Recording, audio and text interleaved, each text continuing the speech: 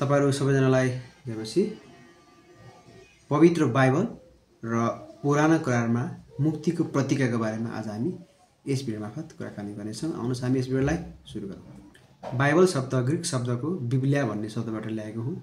यसको सामान्य अर्थ पुस्तकहरू भन्ने हुन्छ। यो क्रिश्चियन मतका पवित्र लेखकहरूको संकलन हो। पवित्र बाइबल एउटा सिंगो पुस्तक होइन, तर धेरैवटा पुस्तकहरूको संकलन हो। समग्र रूपमा यसमा 66 वटा पुस्तकहरू छन्। ती 66 वटा पुस्तकहरूलाई पनि दुई भागमा बाँडिएको छ। पुरानो करार जसमा 39 वटा र नयाँ करार जसमा 27 वटा पुस्तकहरू रहेका छन्। परमेश्वर हाम्रा पिता यी सबै पुस्तकहरूद्वारा हामीसँग हरसमय बोल्नुहुन्छ। परमेश्वरले पवित्र बाइबल हामी क्रिश्चियनहरूको लागि मात्रै दिनुभएको होइन, तर संसारका सम्पूर्ण मानव जातिहरूलाई दिनुभएको प्रेम पत्र हो। हामी पवित्र बाइबलद्वारा नै परमेश्वर र उहाँका प्रकाशलाई बुझ्दछौँ। बाइबल नै विशिष्ट प्रकाश हो।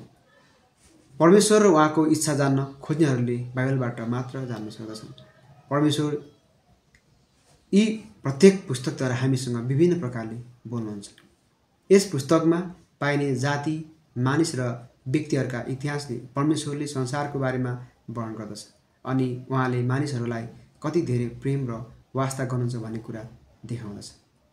हामी उहाँका विचार, अगमवक्ता र अगुवाहरूद्वारा पनि जान्दछौँ। पुरानो करारको पुस्तक ख्रीष्ट येशू आउनुहुने प्रतिज्ञाहरूले भरिएको छ। परमेश्वरका मानिसहरूले पुस्तौं पुस्तासम्म मुक्तिदाता येशूको बाटो हेरेका अर्थात् पर्खेका कुरा हामी जान्न सक्छौँ। पुरानो करार सम्पूर्ण बाइबलको केन्द्रबिन्दु येशू ख्रीष्ट हुनुहुन्छ। पुरानो करार मानिसको उद्धारका लागि परमेश्वरको योजनाको पहिलो भागको विषयमा रहेको छ। परमेश्वरले इजरायलीहरूसँग गर्नुभएको करार र मुक्तिदाताको आगमन नै पुरानो करारको मुख्य विषय हो।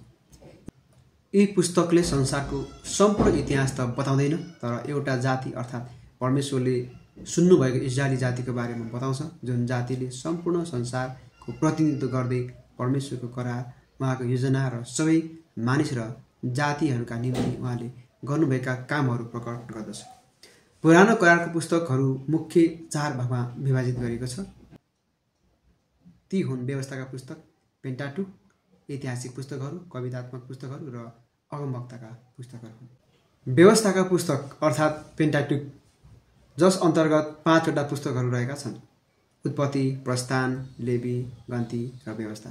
इतिहासको पुस्तकभित्र 12 वटा पुस्तकहरू रहेका छन्: यहोशू, न्यायकर्ता, रुथ, पहिलो शमूएल, दोस्रो शमूएल, पहिलो र दोस्रो राजा, पहिलो इतिहास, दोस्रो इतिहास, एज्रा, नहम्या, एस्तर। त्यसैगरी कवितात्मक पुस्तकहरू 5 वटा रहेका छन्: अय्युब, भजन सङ्ग्रह, हितोपदेश, उपदेशक, श्रेष्ठ गीत। यसैगरी अगमवक्ताका पुस्तकहरू जम्मा 17 वटा रहेका छन्। त्यसलाई पनि 2 भागमा विभाजन गरिएको छ: ठुला अगमवक्ताका पुस्तकहरू र साना अगमवक्ताका पुस्तकहरू।